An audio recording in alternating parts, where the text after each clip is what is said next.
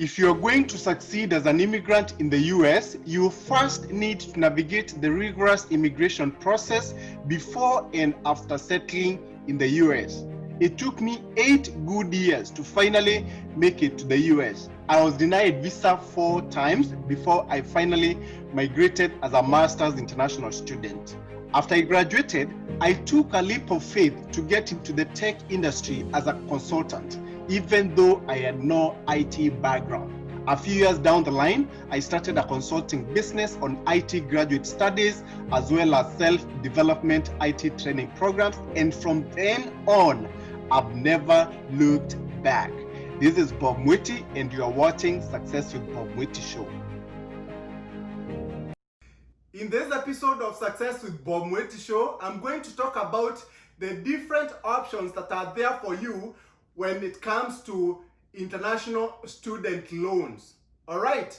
Now, there's a lot of people out there, they want to come and study here in the US, but it's very, very expensive for them. They can't really afford the cost of studying here.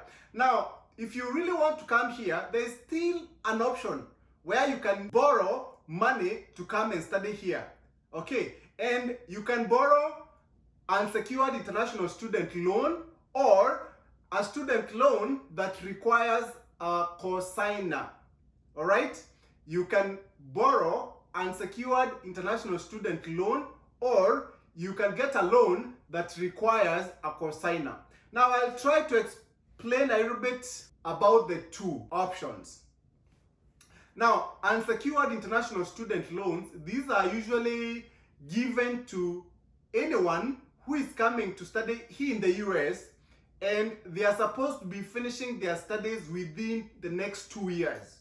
Okay, so let's say for example you are coming here for your undergraduate, okay, and your undergraduate will take about 4 years. These lenders who offer unsecured international student loans, they won't lend you because you're gonna be graduating in 4 years. Unless now once you get here for the first 2 years you are done, and then now in the next 2 years you need a loan, then they can be able to lend you. Okay, so that's one thing that you need to understand.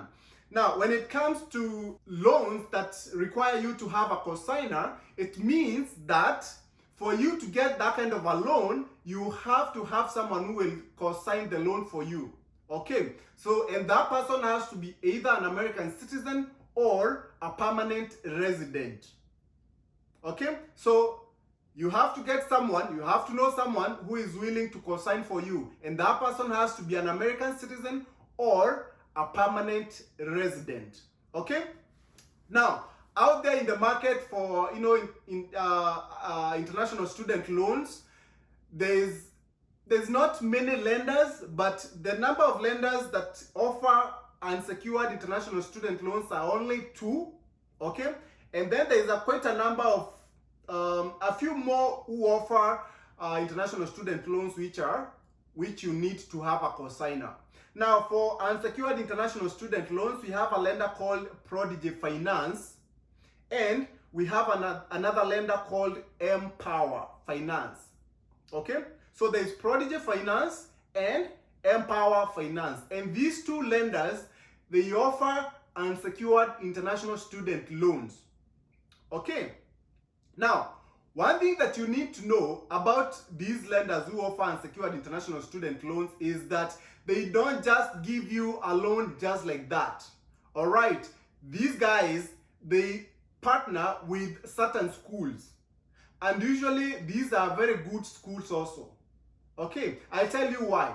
The reason is because these loans are unsecured. Okay, so they have to make sure when they're doing their underwriting, they have to make sure that the kind of student that they are giving these kind of loans, these are students who are most likely going to repay the loan. So they don't want to give a loan of, let's say for example, $50,000 to someone who will come here, study, and then disappear. Okay, they want to give a loan to someone who can come here and actually get a job and be able to repay the loan. Okay, and that's why they partner with really good schools. They usually partner with really good state universities, not just any school out there. And also, like for example, like Prodigy, they also, not just the school, they also partner with specific programs. Okay, let's say for example, I'm giving an example. Let's say you want to do some liberal arts master's program. Most likely they won't even fund you. Okay, they mostly, if you are coming for a STEM program, I can bet you're gonna get the loan. Okay, because they know you are most likely to get a job if you have a STEM qualification. Let's say for example, if you're coming here for your IT master's program and you are looking for Prodigy loan, you're gonna get it because you are coming for an IT master's program. Okay, but of course you have to be attending a school that partner with them. All right? Okay, and that's really what we have in our Kenya Airlift program. All right. Now, on the other hand, for Empower Finance, they also do the same thing. All right, they also do the same thing, but the thing with Empower Finance is that usually they don't even check your credit history. Okay, whereas Prodigy Finance they do. Okay, so depending from wherever you are in your country, they'll check. You're gonna have to submit your credit report and show at least you're someone who is responsible to get a loan, and that's why they can give you a loan. All right. On the other hand, if maybe you don't have a very good credit report, then you can seek Empower Finance loan. Okay, because they don't check that. All right. But again, between the two, Prodigy they have better terms. All right, than Empower. Empower, because I think because they are a little bit lenient, also their interest rates are a little bit high, okay, than Prodigy. Okay, and then also with Empower you have to pay interest when you are still in school. All right, whereas with Prodigy Finance, your loan repayment will start 6 months after you've graduated. Okay, so usually for us, like for example, the Kenya Airlift program, Prodigy Finance, they are our first option. Okay, for any student who is coming through that program. All right. Now, for international student loans that require a cosigner, we have lenders. We have a lender called Sallie Mae, Salliemae, Sallie Mae. They lend international student loans, but with a cosigner.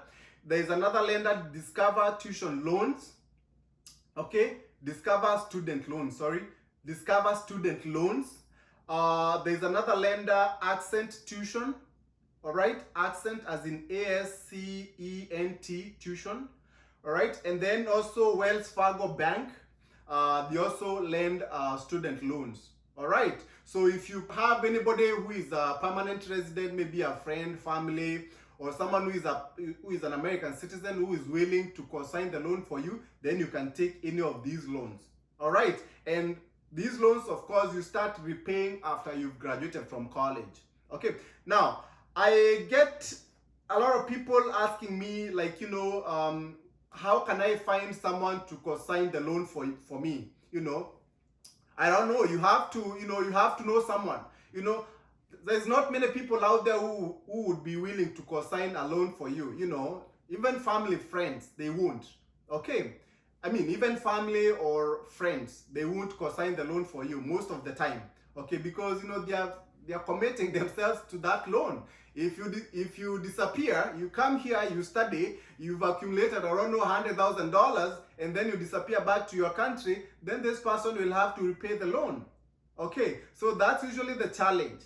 Okay, that's usually the challenge for a loan that requires a consigner. All right, but if you find someone who is willing to consign for you, well and good. Okay, that's an option. All right. So, for those who are out there, if you're out there and you're really thinking of coming to study here in the US, I would advise you take unsecured international student loan. But the only way that you can be able to do that is if you are really coming for your master's. And that's why I encourage people to come here for their master's instead of their undergraduate. Okay, because for your master's, you can get the funding. You can be able to get unsecured international student loans. All right, and you get these loans before you get even your visa. All right, you get the loan approval when you are still in your country. You don't have to be here for you to get the loan approval, because when you are going to the embassy to apply for the student visa, you have to show that you have enough funds to take care of your education here in the US. All right, and the only way that you can be able to show is having an approved loan. Okay, so they approve you before you get here, before you go to the embassy to seek that student visa. All right, so those are the different lenders who offer unsecured international student loans and the student loans that require you to have a cosigner. All right? You're watching Success with Bob Mwiti show, presented to you by Upstack America. Upstack America is a consulting company that helps immigrants find amazing higher education and job opportunities in the tech industry in the United States. You can find our programs by going to www.upstackamerica.com. Upstack America, we wake you up to the unlimited potential within you. And now on to our question of the day. Someone asked me, what is the interest rates and the term of unsecured or secured international student loans? Now, usually it depends. Okay, it depends with which loan you take, and also it depends with the lender. All right.